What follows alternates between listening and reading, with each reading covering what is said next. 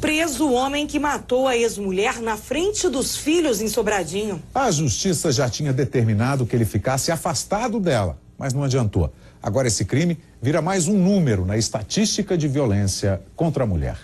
Já são mais de 5 anos sofrendo agressões e ameaças do ex-companheiro. Esta mulher desabafa. Diz que já procurou a polícia, mas mesmo assim a situação não mudou. A senhora não fica com medo de ficar na mesma casa com a pessoa que ameaça a senhora?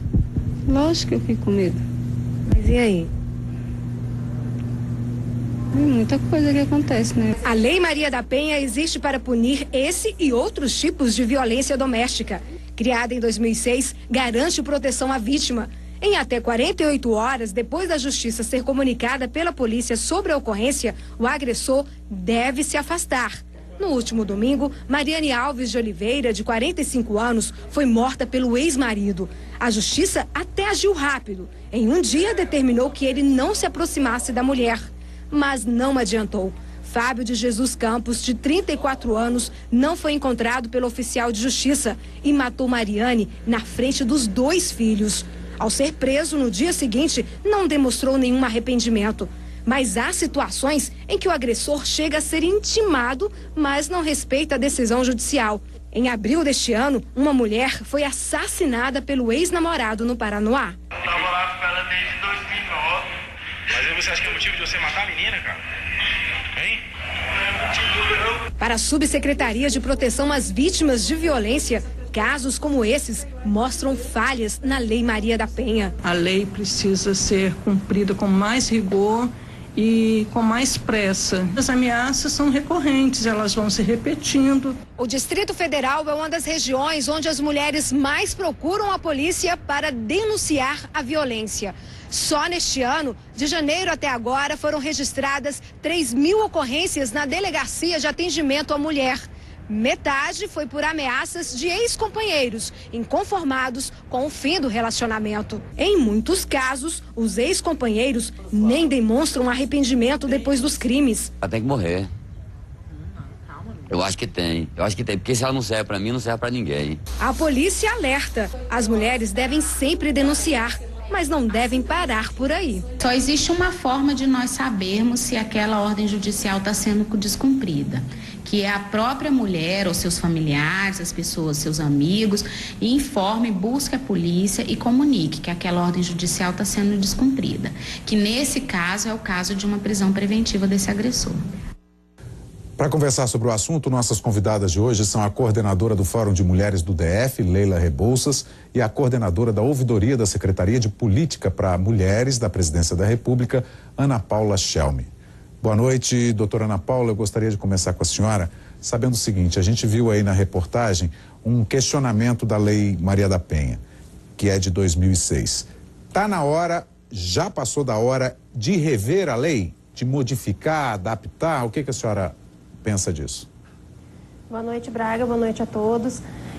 Na verdade, a Lei Maria da Penha, ela foi construída a partir de uma série de organizações não governamentais feministas, da própria sociedade, de operadores do direito, junto com a Secretaria de Política para as Mulheres. Foi pensada por meio de casos concretos que chegaram até a esse grupo que elaborou a Lei Maria da Penha. A gente acredita que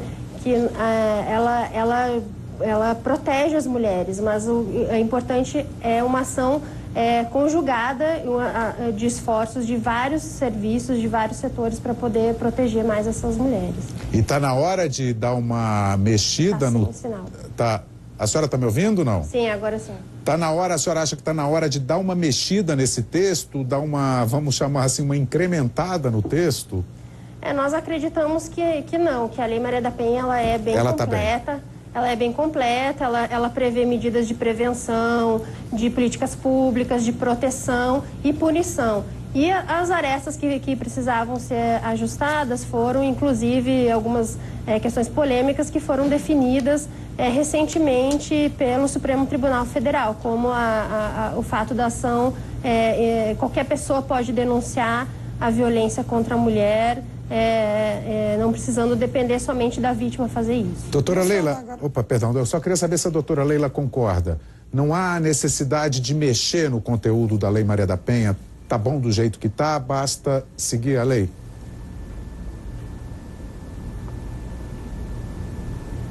A senhora está me ouvindo, doutora Leila? Desculpa, agora sim, estou ouvindo sim. Eu só queria saber se a senhora concorda eu com isso. Concordo, sim. Concorda? Achamos que, do movimento de mulheres, nós achamos que não há necessidade de mudança na lei, mas que a lei, ela precisa ainda ser implementada, né? Ela é muito recente. Mudar uma cultura machista, patriarcal, em 6 anos, é realmente impossível, né? É uma responsabilidade de toda a sociedade, né? Fazer com que a Lei Maria da Penha, ela seja implementada, ela seja respeitada, né? E que não aceitemos mais esse tipo de violência de gênero.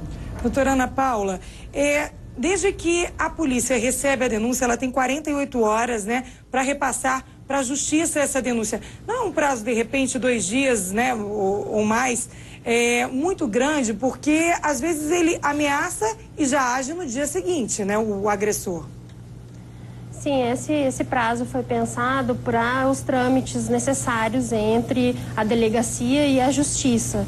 Então, foi o prazo mais razoável dentro desses procedimentos burocráticos que são necessários para que sejam tramitados entre uma instituição e outra. E quanto tempo demora para sair uma medida protetiva e para proteger a mulher do agressor? Quanto tempo demora? É na hora que isso já... né, que o juiz já determina, ou demora um tempo?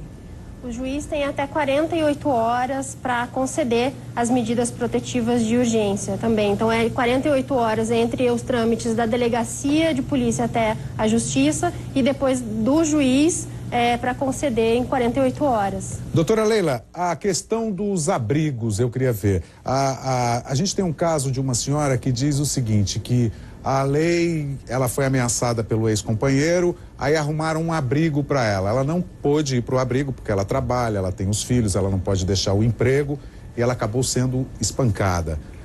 Exato. Dá para mexer nisso aí? Como é que funciona isso? Dá para mexer sim, desde que o Distrito Federal ele é signatário do Pacto Nacional de Enfrentamento à Violência contra as Mulheres. O que significa isso? Que nós tenhamos uma política, né, específica para o enfrentamento da violência. E isso nos garante recursos do governo federal para que sejam implementadas essas políticas, para que a gente possa ter centros de referência, a própria manutenção da casa-abrigo, a capacitação de agentes e funcionários, né, que atuam no atendimento às mulheres, né, vítimas de violência.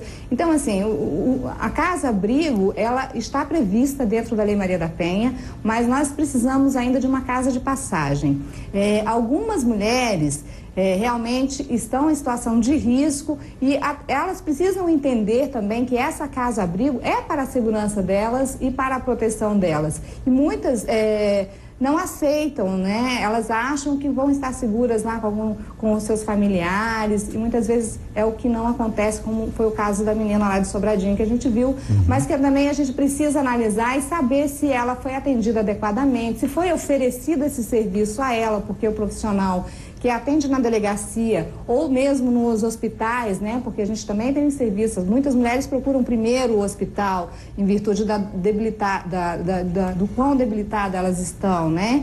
Então, assim, é preciso que esses profissionais consigam, né? E passem todas as informações para essas mulheres de todos esses serviços a qual elas têm o direito de acessar. Ana Paula, então é isso, não basta denunciar, né? Ir para um abrigo. Pode ser que a mulher evite uma tragédia indo para esse abrigo, se afastando do cotidiano, daquela coisa da rotina do dia a dia, que o parceiro normalmente já conhece, né? Na verdade, esses serviços de abrigamento, eles em geral, são sigilosos, são serviços em que a mulher é encaminhada, inclusive com os filhos, e o endereço não é divulgado. Então é importante que essas mulheres procurem os serviços de atendimento, porque esses serviços, eles orientam as mulheres. Por exemplo, nós temos a Central de Atendimento à Mulher, que é o Ligue 180, que a mulher pode saber mais informações, sobre os seus direitos, sobre a Lei Maria da Penha, sobre onde funcionam esses serviços, que são chamados centros de referência, as casas-abrigo, que ela pode ser encaminhada com os filhos, receber atendimento psicológico, atendimento jurídico.